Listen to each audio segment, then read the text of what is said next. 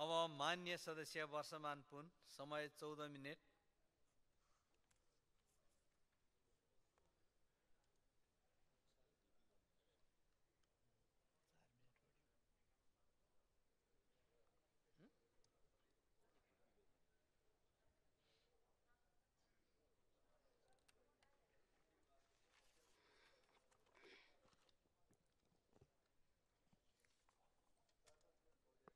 सम्माननीय सभामुख महोदय, 2072 वैशाख 12 गते विनाशकारी भूकम्प गएको आज 10 वर्ष पुरा भएको छ।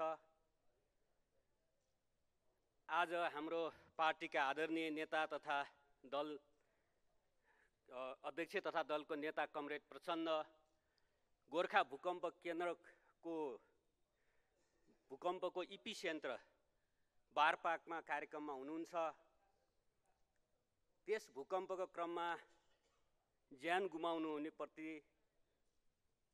हार्दिक श्रद्धाञ्जली व्यक्त गर्दछु। घाइतेहरूप्रति स्वास्थ्य लाभको कामना गर्दछु। नेपाल भूकम्पीय जोखिम उच्च रहेको देशमा पर्दछ। सम्भावित विपदको पूर्व तयारीमा यथेष्ट ध्यान दिएर काम गर्नुपर्ने आजको आवश्यकता छ। यसमा सरकारको गम्भीर ध्यानाकर्षण गराउन चाहन्छु। साथै रुकुम पश्चिम, जाजरकोट र बझाङमा गत वर्ष गएका भूकम्पहरूमा पीडितहरूले राहत नपाएको, पुनर्निर्माणका कामहरूमा ढिलासुस्ती भइरहेको गुनासोहरू आइरहेको छ। यसतर्फ सरकारको ध्यानाकर्षण गराउन चाहन्छु। भारतको जम्मू कश्मीर क्षेत्रमा पहलगाममा पर्यटकहरूप्रति लक्षित गरी भएको हिंसात्मक आक्रमणप्रति हाम्रो दल घोर निन्दा र भर्त्सना गर्दछ। आक्रमणमा ज्यान गुमाउनु हुने नेपाली नागरिक सन्दीप नेउपाने लगायत सम्पूर्णप्रति श्रद्धाञ्जली अर्पण गर्दै पीडित परिवारमा हार्दिक संवेदना व्यक्त गर्दछु। आजबाट संसदको बजेट अधिवेशन सुरु भएको छ। म बजेट अधिवेशनको सफलताको शुभकामना व्यक्त गर्दछु। यो अधिवेशनको दायित्व 3 साताभन्दा बढी समयदेखि सडकमा आवाज उठाइरहेका शिक्षकहरूको माग सम्बोधन गर्ने गरी विधेयक पारित गर्नुपर्नेछ। संघीयता कार्यान्वयनसँग सम्बन्धित संघीय प्रहरी विधेयक, निजामती सेवा विधेयक सहित लामो समयदेखि रोकिएर रहेका दर्जनौं विधेयकहरू पारित गर्न यो संसद सफल हुनेछ भन्ने म विश्वास व्यक्त गर्दछु। हामीले सुरुदेखि नै यो सरकार स्वार्थ समूहले र बिचौलियाले बनाएको भन्दै आएका थियौँ। हाम्रा भनाइहरू सत्ताबाट बाहिरिनु पर्दाको पीडा वा प्रतिपक्षले लगाउने कर्मकाण्डी आरोप थिएन भन्ने कुरा सरकारका एकपछि अर्को व्यवहारले पुष्टि गरेको छ।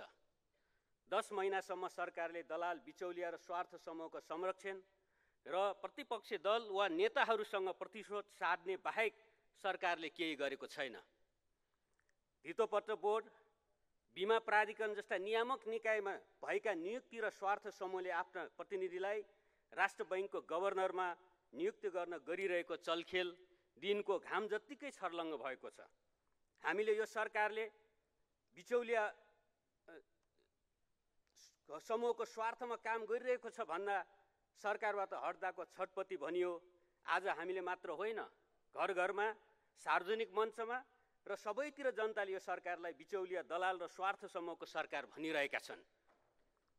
त्यति मात्र होइन, सत्तारूढ पार्टीका शक्तिशाली महामन्त्री र सरकार सञ्चालन गर्ने संयन्त्रका सदस्यले नै बिचौलियाहरूको पहुँच प्रधानमन्त्रीको बेडरुमसम्मै छ भन्नुभयो। ढिलै भए पनि सत्य बोल्नु भएकोमा उहाँलाई धन्यवाद भन्न चाहन्छु। सरकार गठन गर्दा भनिएको संविधान संशोधनको प्रक्रियामा सिनको समेत भाँचिएको छैन। सुशासनको धज्जी उडाउने काम भएको छ। सरकार गठनको 10 महिना बित्दा समेत प्रधानमन्त्री र मन्त्रीहरूको सम्पत्ति विवरण सार्वजनिक गरिएको छैन। यसमा किन गाह्रो भएको हो? सरकार कति सम्पत्ति वृद्धि गरेपछि सार्वजनिक गर्ने योजनामा हुनुहुन्छ? कृपया जानकारी गराइदिनु होला। प्रधानमन्त्रीको अध्यक्षतामा सुशासन आयोग गठन भएको छ के त्यसको अर्थ अख्तियार दुरुपयोग अनुसन्धान आयोग, सम्पत्ति शुद्धिकरण अनुसन्धान विभाग जस्ता राज्यका निकायहरूले काम गर्न नसक्ने हो? के ती संस्थाहरू उप सरकारलाई विश्वास नभएको हो? वा तिनीहरूको औचित्य नभएको हो। वर्तमान सरकार बनेपछि आम जनतामा व्यापक निराशा र असन्तुष्टि बढेको छ। त्यही निराशा र असन्तुष्टि टेकेर जनतासँग घुँडा टेकेर सत्ता त्यागेका शक्तिहरूले टाउको उठाउने जमर्को गरिरहेका छन्। अचम्मको कुरा त के छ भने प्रतिगमनको झण्डा उठाउने कोही सम्मानीय प्रधानमन्त्रीका चुनावी सहकर्मी, कोही एमालेकै सूर्य चिन्हबाट चुनाव लडेका, कोही उहाँका पार्टीका पूर्व केन्द्रीय सदस्य, कोही प्रधानमन्त्रीकै पार्टीका पूर्व सांसद, के यो कतिजना उहाँका अति प्रिय पात्रहरू नै हुनुहुन्छ? कि यो संयोग मात्र हो या यसमा प्रधानमन्त्रीज्यूले आत्मसमीक्षा गर्नुभएको छ या यसमा के धारणा छ? यो कसरी हुन गयो? कमरेड प्रचण्ड नेतृत्वको सरकारको समयमा आर्थिक सङ्कट, अर्थतन्त्रमा परेको दबाब झेल्दै बिस्तारै देश एउटा लयमा गइरहेको थियो। सामाजिक न्यायका क्षेत्रमा परिणाममुखी काम भइरहेका थिए। मित्र ब्याज पीडितदेखि सहकारी पीडितका पक्षमा कामहरू भइरहेको थियो। नीति कार्यक्रम र बजेट निर्माणलाई सहभागितामूलक बनाउने गरी कार्यतालिका नै संशोधन गरिएको थियो। पर्याप्त छलफलपछि मात्रै नीति कार्यक्रम र सो अनुसारको गत वर्षको नीति कार्यक्रम र बजेट प्रस्तुत गरिएको थियो, जो तुलनात्मक रूपमा विशिष्ट थियो। आर्थिक विकासको नयाँ चरणमा देश अघि बढाउने गरी, सामाजिक न्याय स्थापित गर्ने गरी, सुशासन कायम गर्ने गरी, सार्वजनिक सेवा प्रवाह प्रभावकारी बनाउने गरी संरचनात्मक नीतिगत परिवर्तनका साथै कार्यक्रमहरू तय गरिएका थिए। नेपालको बजेट तथा नीति कार्यक्रम तयारीको इतिहासमा त्यो स्तरको व्यापक छलफल, बहस र तयारी पहिलो पटक भएको थियो। नेपाली जनताको अपेक्षा बमोजिम आर्थिक सामाजिक रूपान्तरण गर्ने अहिलेको आर्थिक मोडल र सामाजिक कार्यक्रमहरू पर्याप्त छैनन् भन्ने गहन निष्कर्षका साथ हामीले नेपालको आर्थिक विकासमा नयाँ चरण घोषणा गर्दै कतिपय कार्यक्रम बजेट मार्फत अघि सारेका थियौँ।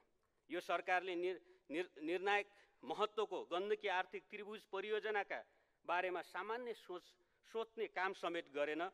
उक्त परियोजना अल्पत्र पारियो किन? सातवटै प्रदेशको आर्थिक, सामाजिक र सांस्कृतिक र उत्पादनको विशिष्टतामा ती प्रदेशहरूलाई विशिष्ट आर्थिक र उत्पादनका केन्द्रका रूपमा विकास गर्नुपर्छ भनेर सोही अनुरूप कार्यक्रम अघि सारिएका थिए। यही भिजनका साथ कतै पर्यटन, कतै कृषि, कतै प्रशोधन, कतै अन्य उद्योग लगायतका परियोजनामा बजेट सुनिश्चित गरिएको थियो।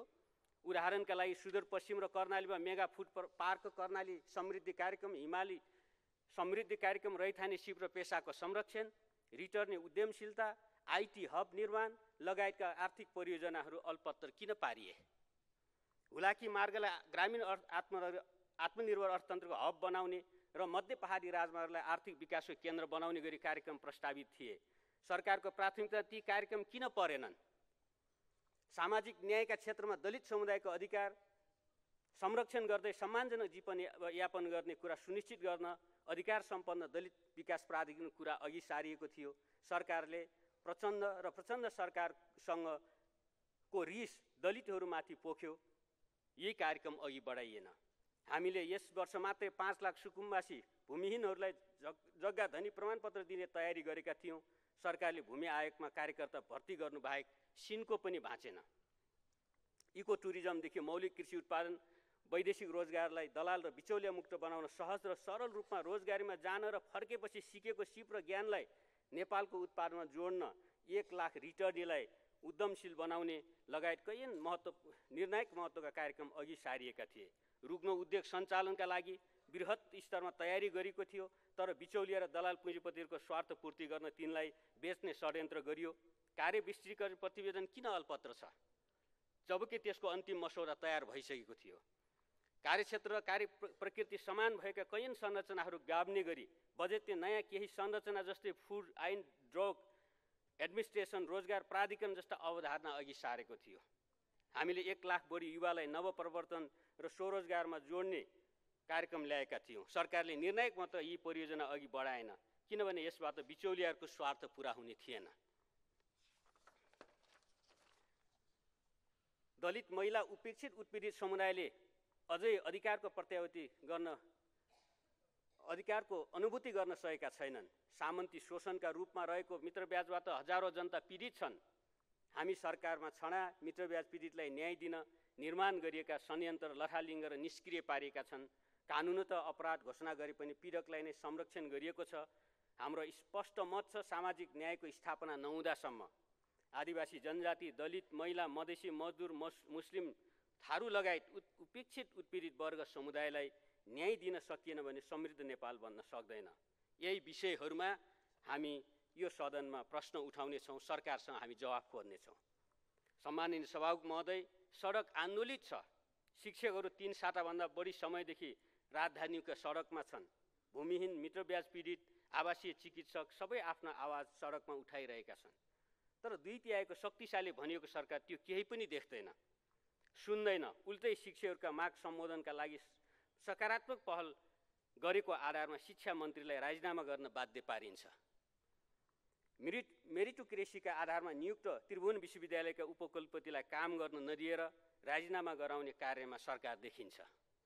मुलुकमा लोड सेडिङ युगको अन्त्य गर्न भूमिका खेलेका विद्युत प्राधिकरणका कार्यकारी निर्देशकलाई बर्खास्त गर्न सरकार 2 तिहाईको शक्ति खर्चिन्छ।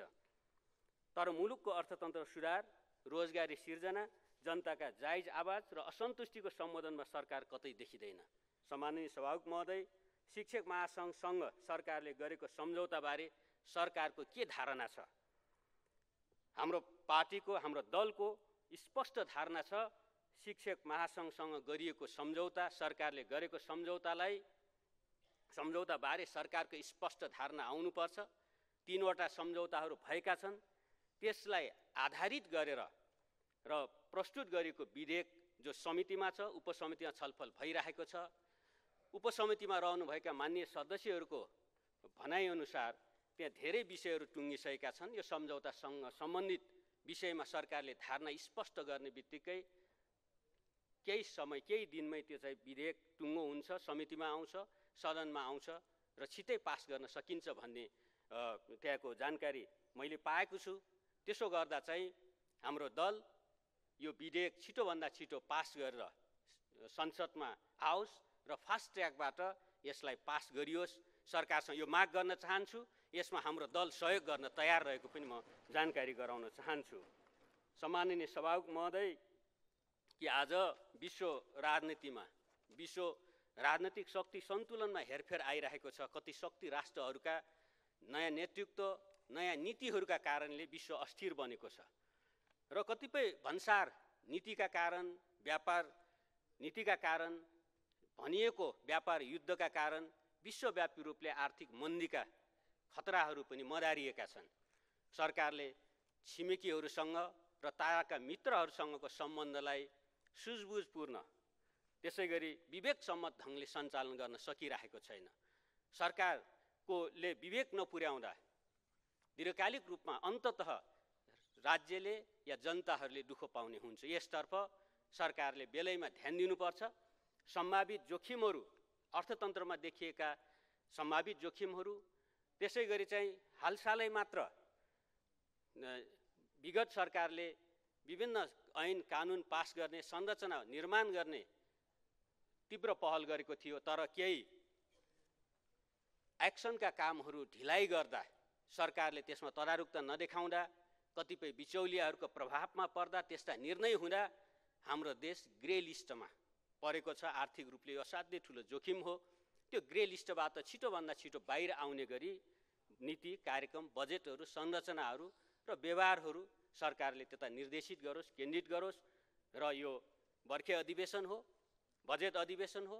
यसमा चाहिँ हामी नयाँ चरणको आर्थिक सुधारसहित सरकारले नीति, कार्यक्रम र बजेट यसमा चाहिँ तयारी गरोस्, प्रस्तुत गरोस्।